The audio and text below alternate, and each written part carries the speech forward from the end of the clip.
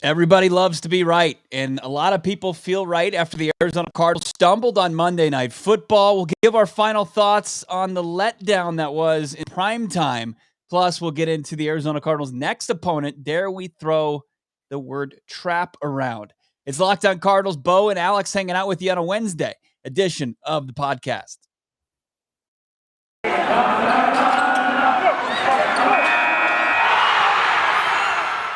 You are Locked On Cardinals, your daily Arizona Cardinals podcast. Part of the Locked On Podcast Network, your team every day.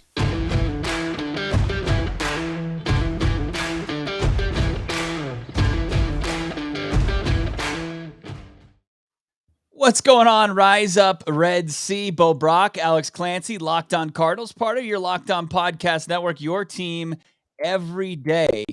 And we're kind of finally relaxed a little bit after the Monday we recorded immediately afterwards. And, I think that we were pretty frantic. A lot of people were hitting that a little bit after the LA Rams finally kind of showed that they're a good team in the NFL, and the Arizona Cardinals were on the wrong end of that. There were a lot of people that wanted to say, see, I told you, the Rams are good. It's Matthew Stafford is an MVP caliber quarterback, and the Arizona Cardinals, they aren't who we thought they were, or they are who we thought they were. We'll get more into that conversation. Plus, the Arizona Cardinals failed to clinch a playoff spot this week, how they can do it this upcoming week, and kind of starting to pivot towards the Detroit Lions. And dare we start to call this game a trap game? Alex, anything to kind of rehash, maybe have some, maybe you see it differently, having a little bit, 24 hours to kind of recap everything with the Monday night loss, 30-23 for the Arizona Cardinals, the LA Rams? I think it was a little tough on Cliff. I think it's just reactionary at this point where the head coach gets the praise, the head coach gets the blame. We've praised Vance Joseph a lot this year. It wasn't his best performance as a defensive coordinator, especially against an undermanned Rams team. So I think maybe a little, if you're going to play the blame game just to do it for doing it purposes, I think Vance Joseph should get a little bit more of the blame pie than Cliff did. And I kind of just lean on Cliff because he's the head coach and he gets the praise. He should get the blame. I mean, I think Kyler Murray throwing 2 interceptions, one removing a touchdown from the board for the Cardinals, and one giving a touchdown to the Rams with a second interception. That was the name of the game. That was it. Sure. Yeah. I still think they should have kicked it when there was a 56-yarder to go down to one score. I still think they should have, but I mean, who knows if it wasn't a 30-yarder that they passed up on. So there's no guarantee that Matt Prater was going to make it anyways. Let me just remind you out there, because there's going to be a lot of Arizona Cardinals haters coming out. This is Arizona Cardinals hater season all the way through Christmas, because the game against the Lions coming up, the Cardinals should win, by 2 or 3 scores. For the next 2 weeks, national media is going to be hating on the Arizona Cardinals. Let me remind you who the Cardinals have lost to with Kyler Murray under center: the Packers and the Rams. Look at who the Packers have lost to. Look at who the Rams have lost to. Look at who the Bucs have lost to. Look at who the Cowboys have lost to. Put yourself in some damn perspective before just looking at recency bias with the Arizona Cardinals and crowning the other teams. I completely agree with you. And I wanted to make that kind of the main talking point, especially in this first segment here. And this episode is brought to you by Stance Apparel. Stance believes that the perfect fit matters more than fitting in. Enjoy the color and comfort of a life less ordinary with Stance. Yeah, I completely agree with you. The Arizona Cardinals needed to play a perfect season in order for people not to kind of pile on, because people love to be right. Their preconceived notions of the 2021 season were that the LA Rams were going to be the top team in the NFC West. And when they stumbled, they were fair to just say, they had a bad game. The Arizona Cardinals weren't allowed to have a bad game, because people were going to say, see, I told you, they're fraudulent. They're not the team that everybody thought they were. Despite them having just this they were a wagon for the first part of the season. I mean, they're 10-3 on the year, and they're 7-0 on the road with 7 wins in double digits. I mean, that doesn't just happen. The last team to do that was a Super Bowl winning San Francisco 49ers team, but people will look for reasons not to say that the Cardinals are legit, and they'll look for so many reasons to keep on giving chances to the Rams, to the Packers, to the Buccaneers, even though the Packers looked absolutely atrocious against the Saints in the first week. Sure, it was week 1, but the Saints are a horrible team, and they got crushed. What was that game, like 38-7 or 38-3 or something? 3. Just terrible. Your point about the team with Kyler Murray in the lineup and their losses, it's to two top 5 teams. And that's exactly what they are, according to our Locked On Podcast Network power rankings. The Arizona Cardinals remain in the top 5, slipped down from 1 to 5. But I just think that the Arizona Cardinals, people were just waiting to pounce because they like to be right. And if the Arizona Cardinals were good, if they were in the conversation for one of the best teams in football, then they would look wrong. Because everybody was ready to say, "Hey, the Cardinals, they've got some talented players. They're top heavy, and but they don't belong in the conversations with the Rodgers and the Bradys, and for whatever reason, the Staffords, because he has 0 playoff wins." 1 Pro Bowl, but they felt like that was a good fit. And yeah, it's a good fit. And the Rams are legitimate contenders, but the Arizona Cardinals deserve to be in that conversation. They don't deserve to be piled on and the dirt thrown up on them right now, like they're buried for the rest of the season. Yeah, I know. No, I agreed. I mean, it's because they were both on prime. They were both prime time, because they were both against other high profile teams. I'd rather lose to a high profile team than the Washington professional football team, Tampa Bay, or the Vikings, Green Bay Packers. I mean, part of this is rational. About 20% of it is rational. 30% is rational from the national media. Absolutely. The Cardinals have never been a winning team ever. They've never been a winning team. They've made a Super Bowl. They've had an NFC Championship game, and they would have almost benefited them to not make, with how poorly they played against the runner-up in the Super Bowl, Carolina Panthers. But all in all, this has been a losing organization, so I get it. But this team, I mean, if you don't see a culture shift in this organization from where they were from years past, I mean, you're blind, or you're lazy, or you choose to follow the Dallas Cowboys tip the scale of ratings narratives. Let's talk about their sorry asses for segment after segment after segment. I just don't get it. I do. Yeah. I mean, I buy into that. I think that the Arizona Cardinals, as much as they've changed the narrative, there's a lot of work to be done. Like a 10-2 start, now 10-3 start. It doesn't shift everything. It doesn't make up for all those trying times and kind of digging yourself out of this gigantic hole that was dug in 2018. There's still a ton of work to be done. And I think that what they need to do now to continue this culture shift is to rebound from a loss like they had on Monday night, to show, hey, and I don't know if Detroit's going to be the team that you're going to rebound against. I mean, that should be a Sharpie, right? I mean, Seth Davis Sharpie on the bracket, move on to the next week. And then next thing you know, you're taking on the Colts on Christmas Day. But I just don't know. Like, there was zero margin for their error for this Arizona Cardinals team. But the reality is they're 10-3. They're still ahead of the NFC West in the stand as far as the Rams in the standings. And they've got to refocus themselves and figure out what the hell went wrong on Monday night. What the hell did go wrong on Monday night? We'll give our final thoughts on that as well. Maybe get back into these power rankings and the playoff clinching scenario in week 15 for the Arizona Cardinals. We'll get into that. SoFi Stadium, that's where it's going to be hosted for the Super Bowl 56, Alex. Oh, yeah. Little salt in the wound time, baby. Cards want to know 56. Yeah, they are fantastically. Super Bowl 56 in SoFi is less than 100 days away, as Bo mentioned. And On Location, the official hospitality partner of the NFL, is the only place to score a once-in-a-lifetime Super Bowl ticket and experience package. Select your exact seats and choose from elite experiences featuring an exclusive pregame celebration with NFL legends, 5-star LA hotels, and food by the great Wolfgang Puck. Love him. Visit onlocationexp.com/SB56 for more information, or search Super Bowl On Location. That's onlocationexp.com/SB56, or search Super Bowl On Location. Bo? I've been on the Stance bandwagon for a long time. I'm kind of a hipster Stance fan, but I'm actually going to embrace people when they get on the bandwagon with me. I'm not going to be like, you weren't there when they first started. I have a full drawer full of Stance socks. They're comfortable. They're cool looking. They're ironically funny. If you have a favorite, football team, I'm sure you can find some Stance socks to represent those. Recently received some more just a couple weeks ago. I'm looking forward to finding some in my stockings, because Stance gives you a sense of confidence simply just by feeling good.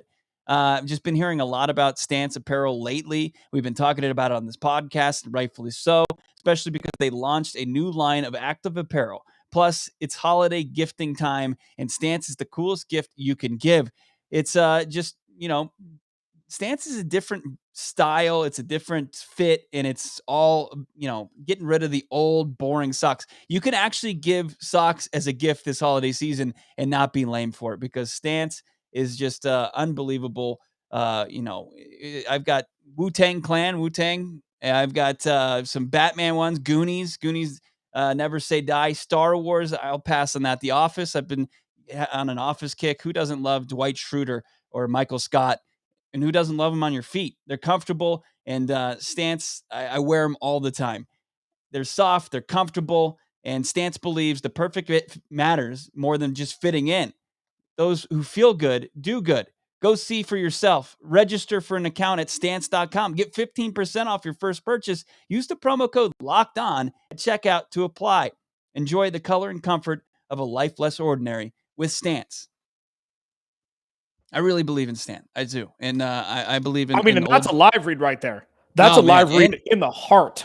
And look at that. That's a Built Bar Puff, too. You think we just read this stuff? What flavor is that? This is the delicious... what is this? What is it? Oh, it's the Ruby Chocolate. Dang, we're not even there yet. You got to wait for later in the show for that read. I know. You got to check out Built.com just to see when that little just delight comes to your way, and you can get 15% off there using the promo code Locked On, just like Stance.com.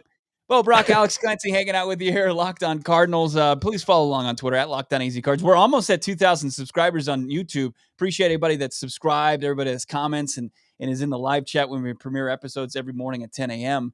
And, the Arizona Cardinals, just to kind of rehash Monday night, I don't think you talked about Vance Joseph, probably a culprit for the reason of their downfall. They finally gave up a big play to Van Jefferson and Matthew Stafford. He didn't face that much pressure, not enough pressure to get him off his spot, to look as pedestrian as we've seen him. It's kind of the blueprint to getting to Matthew Stafford. He kind of ran the game plan. He game managed something that we thought he would be too proud to do. And it was good. I mean, it was a heavy dose of Cooper Kupp, and of course, Sony Michel looked pretty decent on the ground as well, setting up some second and third and manageable for this Rams offense. The offensive line kind of pushed around the Cardinals front seven. That's something to be kind of concerned about. Kyler Murray's 2 picks. And then you look at the turnovers on downs, probably should have been at least 1 for 2 on those. DeAndre Hopkins drops the ball. I mean, what are you going to do at that point? The guy has a 99.9% catch rate at this point. His first drop, but it was just a crucial one. It was just a bad time for it to happen. Anything else stand out as far as why they were on the losing end on Monday night? I mean, it was, you can't just pinpoint one guy, which is fine. But as far as rebounding from it and not letting it fester, when every time the lights are a little bit brighter and the team is a little bit better than the usual guys they've faced up, the other 11 that they faced against the last couple, 13 games. Yeah. I guess you could say it this way. You can kind of frame it this way, that top heavy teams win when their top heaviest players perform well. They can overcome a deep team and even a star-studded team like the Cardinals if their stars outplay the opposing team's stars. And that's exactly what the Rams did. Matthew Stafford looked good, didn't turn the ball over. Cooper cupped. Even though Marco Wilson almost nabbed one near the goal line that would have been an interception, ended up being a touchdown. Aaron Donald, I saw this tweet, this stat, 14 quarterback pressures. The Cardinals had 10 total. Like, when you're hitting on all those cylinders, it doesn't matter who you're playing against. If you're able to do that as a top-heavy team, and Odell Beckham Jr. caught a touchdown pass. It's Odell Beckham Jr., okay? This isn't Marvin Jones who can peak. This isn't like Kenny Golladay who's good sometimes. This is Odell Beckham Jr. who, although has had a huge career dip, if you put him one-on-one on the outside near the goal line, he's going to run that slant, and he's going to be faster than your corner. That's just what he's faster, and he has better hands. That's what he's made his name on when he's healthy. So that's pretty much it. I mean, the Rams stars outplayed the Cardinals stars. That's really all it came down to. Cooper Kupp was an absolute monster, and they finally doubled him towards the tail end of that game. I think it's a great point because the first time these teams matched up in week 4, you didn't have a whole lot of people calling Cooper Kupp's name. They certainly didn't have their second wide receiver, Robert Woods, playing at a high level. He was a non-factor in that game. Odell Beckham Jr. did step up on Monday Night Football. It was unfortunate because I'm not a true believer that he's exactly back. Now Rams fans are going to shove that down your throat, where I think that's, he had some good matchups and he took advantage of them, and he has good quarterback play for the first time in a long time. And then on the defensive side, like Leonard Floyd making a big play, and Aaron Donald was just a complete monster. I was surprised how good their defensive secondary looked. And I wonder how much is that on the Arizona Cardinals passing attack and how much those guys stepped up in the absence of Jalen Ramsey. Do we have to start having a conversation at the end of the season about DeAndre Hopkins? Is that, it's too early. Like, he's my favorite wide receiver. I still think he's the best receiver in the game, but it's true. He gets far less opportunities than any other wide receiver one in the league. Any other may be loosely defined. With a top quarterback gets, like, Mike Evans and Chris Godwin both get more opportunities than DeAndre Hopkins does. And they split wide receiver one duties, and they have an all-star team on offense.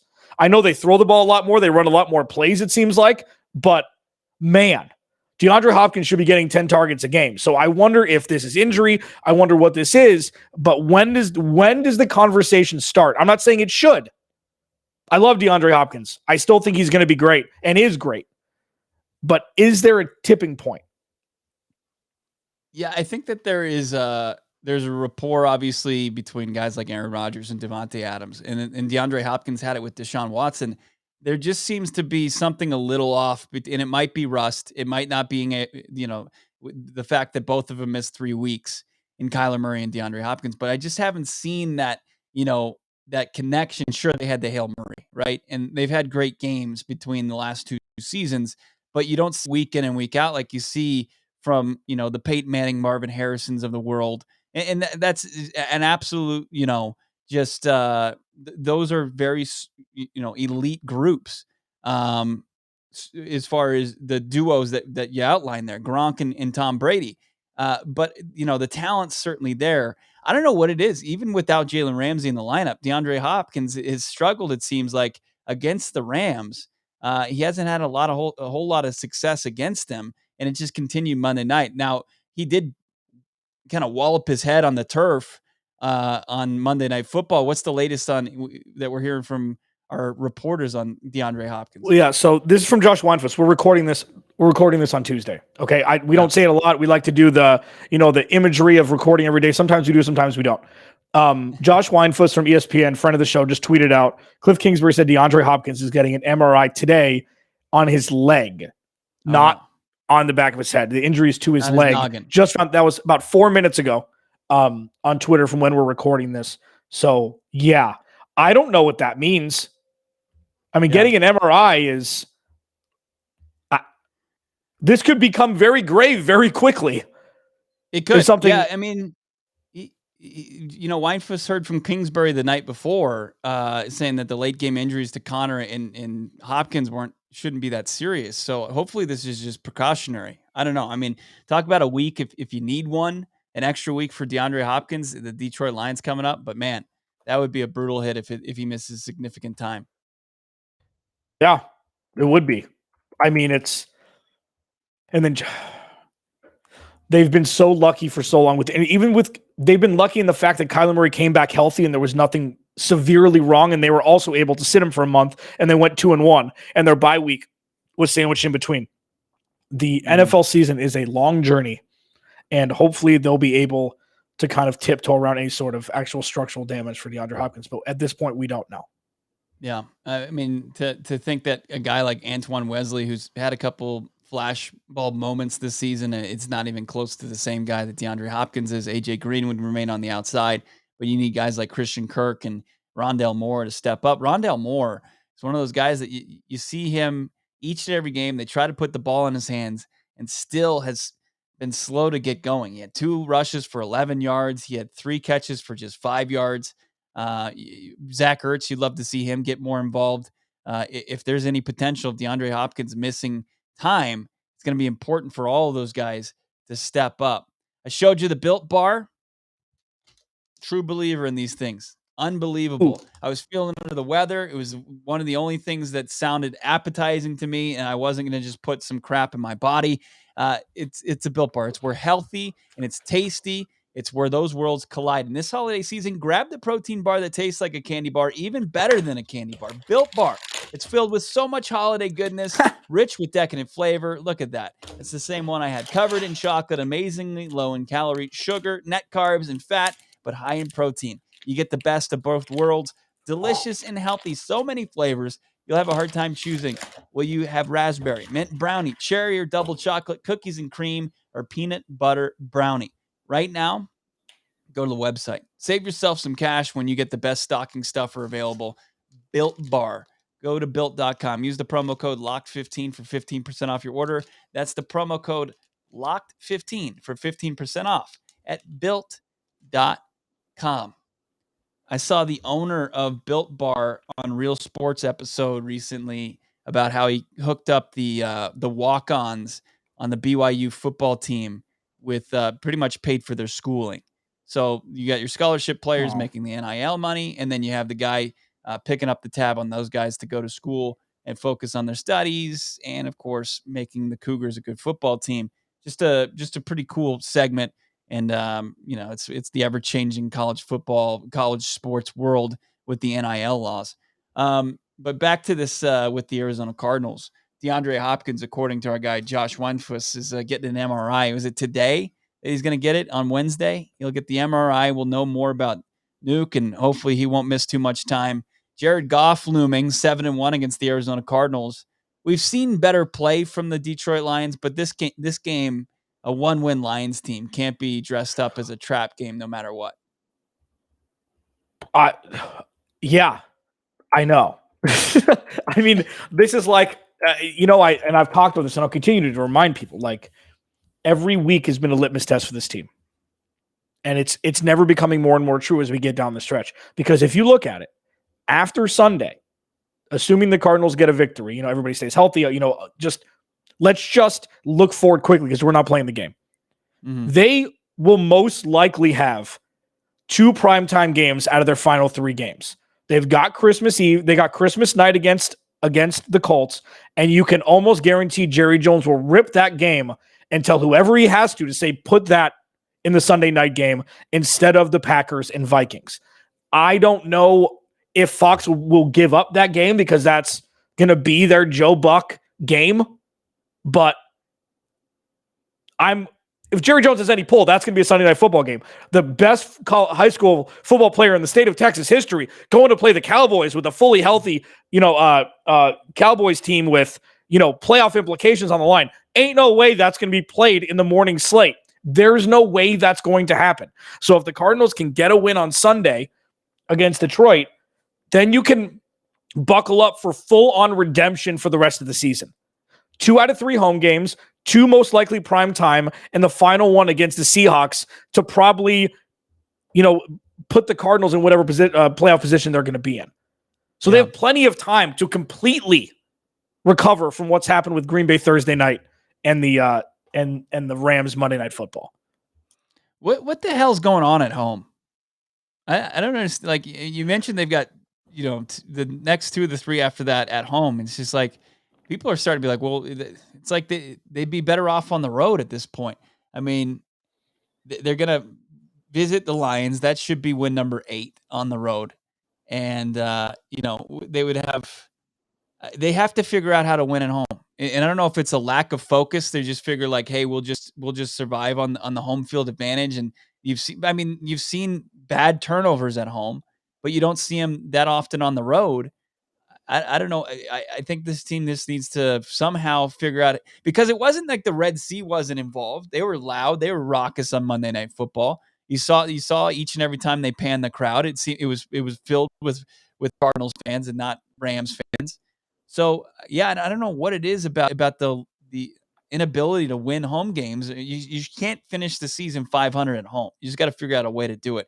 Your remaining games on the road, Detroit and Dallas. That's just got to take care of business. the rest of the way. And you got to figure out how to win at home. I mean, that's one of the keys going forward. Agreed. If that's the biggest problem that a playoff team has, I think it'll be all right. You know, like that's like it's a champagne problem, even though it could become a very real problem. Like they need to win the division first. Okay. They win the division, you get a home playoff game, then you kind of jockey for position in the playoffs. This whole thing about, oh, maybe they should go to Green Bay or Tampa Bay. Stop it. Immediately. Shut your mouth. Stop it. I don't want to hear that. One thing Tom Brady doesn't like to do is go cross country and play playoff games. He's done it. He's had no problem doing it, but you'd much rather have them out of their element, regardless of how many of their fans travel, than vice versa. Takeaways from last night, just putting a button on it, or Monday night, putting a button on it. They weren't the best team on the field for the majority of the game, and they still were within a score at the end of the game. Okay? This is not Homer bleep. These are just actual facts of things that happened during the game. Yeah. You can take numbers, you can do whatever you want, and you can make numbers look however good, however bad you want. But that's what happened. Sure, he needed an onside kick, but Kyler didn't play well on two very important drives, and the Cardinals were still within a score of tying that game. So they didn't lose by 30, and this isn't a consolation win. This isn't a moral victory, but both the games they played against Green Bay, they weren't laughed off the field. So this whole narrative about how the Cardinals don't belong, stop it. Yeah. I mean, two of the top 5 teams in the NFL, you lost by a combined 10 points, and you were in a prime position to tie or beat the Packers, but there was miscommunication on a play. Real quick, we're going to talk to Matt Derry of Locked On Lions, who's great, one of the best hosts on the Locked On Podcast Network on our Thursday crossover. The Ravens, they needed how deep was that kick from Justin Tucker to win that game? It was 60-plus yards off the crossbar and over. They needed that kick to win. The Lions lost to the Ravens by 2. They lost to the Vikings by 2. They tied Pittsburgh, who's a decent team. They lost to the Browns by 3. They lost to the Bears by 2. And they lost to the Vikings, or they beat the Vikings by 2. This is not a team that you can just walk into Detroit to Ford Field and notch a W. The Arizona Cardinals have struggled against the Lions the last couple of years. I know it's Jared Goff, not Matthew Stafford, but they need to take care of business this weekend on the road. I mean, you want to look at the potential sugar-coated Armageddon situation. The Cardinals scored less points than the Lions when it hit 0 on Sunday. That would qualify as a very bad omen and a full-on, oh wow, we saw this year situation where they won more games in the beginning of the season than they did last year. There will not be a moratorium on Cliff Kingsbury if they lose on Sunday, regardless of what fashion. Yeah, I will tell you that. Yeah, I'd like to believe I know that he's not going to get out coached by Dan Campbell. I mean, as long as they take care of the football, they should roll against Detroit. It should be even more than that. I mean, Denver just disposed of them 38-10. It should be more along those lines. And if it's not, I think that there is like absolute reason for concern. Like this is a get right game for every side of the football for the Arizona Cardinals. It goes offense, defense, special teams. It's time to get back on track before the next couple of weeks. You got some big games to hold on for dear life to the NFC West top spot. And you know what? Alex Clancy. Yeah. Go ahead. No, we're good. I'm just going to wrap it. DeAndre Hopkins, make sure you're following both of us on Twitter at Bob Brack, at Clancy's Corner, and of course at Locked On AZ Cards. Anything we hear, we'll relay to you on social media, and then we'll talk about it on this podcast. Thanks for subscribing to our YouTube channel, and thanks for making Locked On Cardinals your first listen each and every day. We will talk to Matt Derry tomorrow, as it's a short week for us here on Locked On Cardinals. We're going to be doing our crossover Thursday, and then hopefully have some more insight as far as what this team's going to look like on the road against the Lions. Talk to you then. Thanks for listening.